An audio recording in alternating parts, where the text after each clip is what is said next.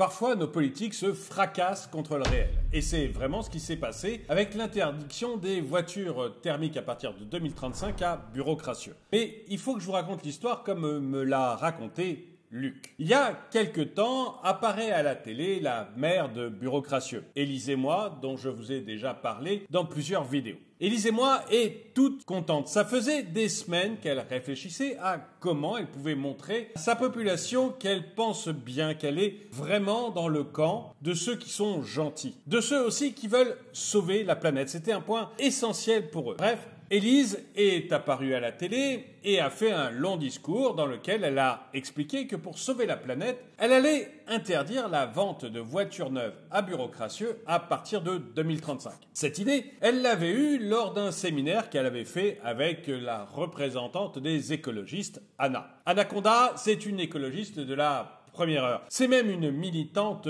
pur sucre. Anaconda était absolument ravie et le reste de la population finalement se demandait pourquoi on interdisait tout d'un coup les ventes de voitures thermiques. Mais toujours est-il que, une heure après, Mélusine appelait la maire. Mélusine en faillite, elle est la propriétaire de la seule usine de Bureau-Crassieux qui fabrique des voitures. Elle fabrique que des voitures thermiques. Et elle avait été complètement alarmée d'entendre la maire dire qu'on n'allait plus pouvoir en vendre à partir de 2035. Parce que, bien évidemment, elle n'était pas au courant. La maire n'avait pas jugé bon de faire des études d'impact, ni même de vérifier si c'était possible. Et là, Mélusine a été obligée de lui dire que ça lui semblait extrêmement compliqué. D'abord, elle fabrique des voitures thermiques à Bureau-Crassieux et, contrairement à ce que pensait la maire, transformer une usine de voitures thermiques en une usine de voitures électriques, eh bien, Mélusine trouve ça très compliqué. Et puis, ça risque aussi d'être très dommageable pour l'emploi. La maire lui demande pourquoi les gens qui vont fabriquer des voitures thermiques vont fabriquer après des voitures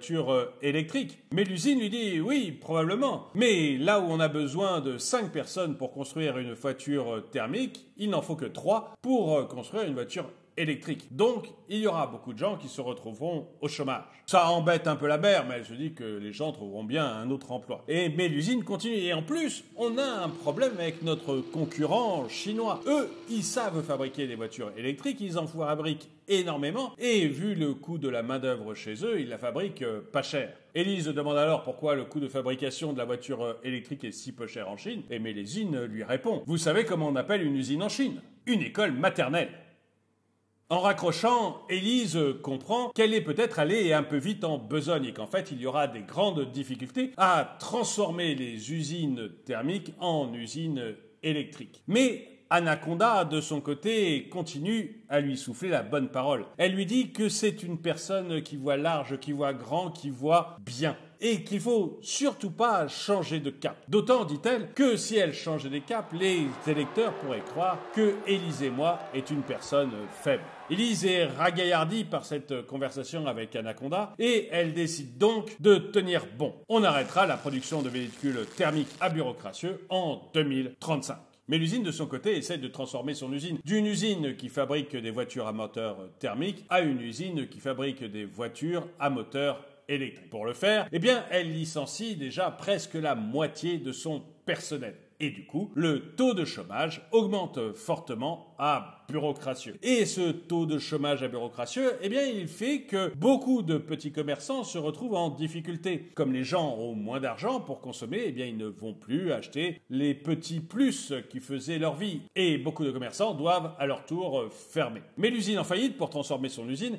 elle a aussi besoin de beaucoup d'argent. Elle emprunte de l'argent à la banque et commence la transformation. Seulement voilà, cet argent, il faut le rembourser. Donc il faut vendre les voitures un petit peu plus cher pour pouvoir rembourser la banque. Mais l'usine met ses voitures électriques en vente un peu plus cher et puis très rapidement, elle voit arriver son fameux concurrent chinois qui lui a des voitures absolument pas chères. Comme la population de Bureau-Crassieux a des problèmes financiers avec son taux de chômage, eh bien elle a tendance de se tourner vers les voitures pas chères des Chinois. Et c'est ces voitures qui se vendent le plus. Jusqu'à ce que Mélusine soit presque au bord de la faillite.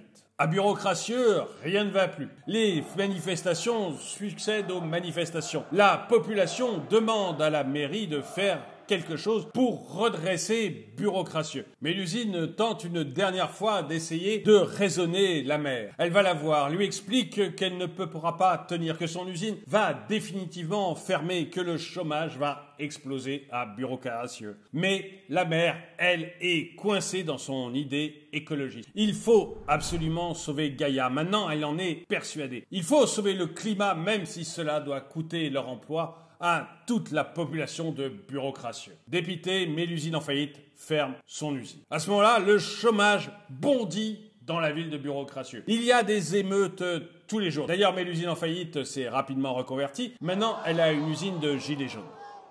La ville donc est au bord de la révolution. La mère, elle, ne veut rien changer. Elle reste droite dans ses bottes. Peu importe la foule, peu importe les slogans qu'il crie, peu importe que la misère se soit installée dans cette ville et que tous les commerçants aient fermé les uns après les autres, ça n'importe pas. Ce qu'il faut, c'est sauver le climat. Jusqu'à un fameux soir. Ce soir-là, la population s'est rassemblée sur la place de la mairie. Certains tiennent des torches. Tous hurlent des slogans terribles et hostiles à la mère. Un petit groupe force les portes de la mairie et rentre. Il s'empare de la mère et l'amène à la guillotine. Et là, il lui tranche la tête, la met au bout d'une pique. Et oui, les anciens sans-dents sont devenus des sans-culottes. Et c'est en regardant cette tête au bout d'une pique que la mère se réveille. Ouf! Elle est soulagée. Tout cela n'était qu'un rêve, finalement. Elle n'a pas encore interdit la vente de voitures thermiques à Bureaucratieux.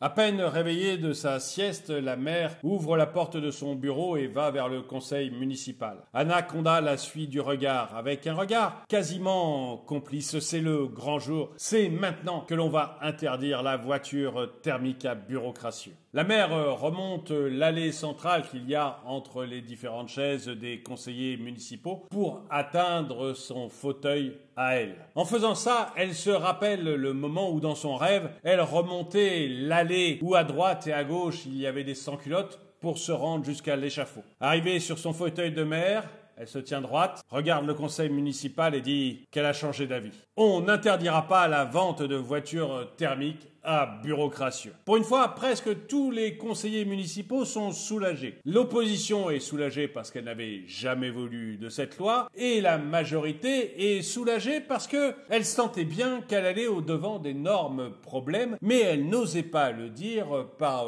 conviction écologique et puis par certitude d'être dans le camp du bien. Bref, tout le monde est content que cette loi ne passe jamais. Tout le monde sauf peut-être Anna. Pour Anaconda, c'est une réelle défaite. Le soir venu, la majorité et l'opposition se rassemblent autour du maire pour célébrer la non-loi. Et là, le champagne coule à flot. Tout le monde est là, heureux, sauf peut-être Anna. Anaconda a une chose absolument urgente à faire. Pour lutter contre le réchauffement climatique, elle a de la purée à jeter sur un tableau de Van Gogh. Mais vous, pensez-vous qu'un politicien sain d'esprit dans la vraie vie pourrait comme ça interdire la voiture thermique en 2035 ? Ou pensez-vous que c'est quelque chose qui ne pourrait jamais arriver ? Dites-le moi dans les commentaires. Et le dicton du jour, accepter d'être con, c'est déjà être moins stupide. Merci d'avoir regardé cette vidéo, mettez-lui un pouce vers le haut, commentez-la, partagez-la. Merci à tous ceux qui soutiennent la chaîne et je vous dis à très bientôt.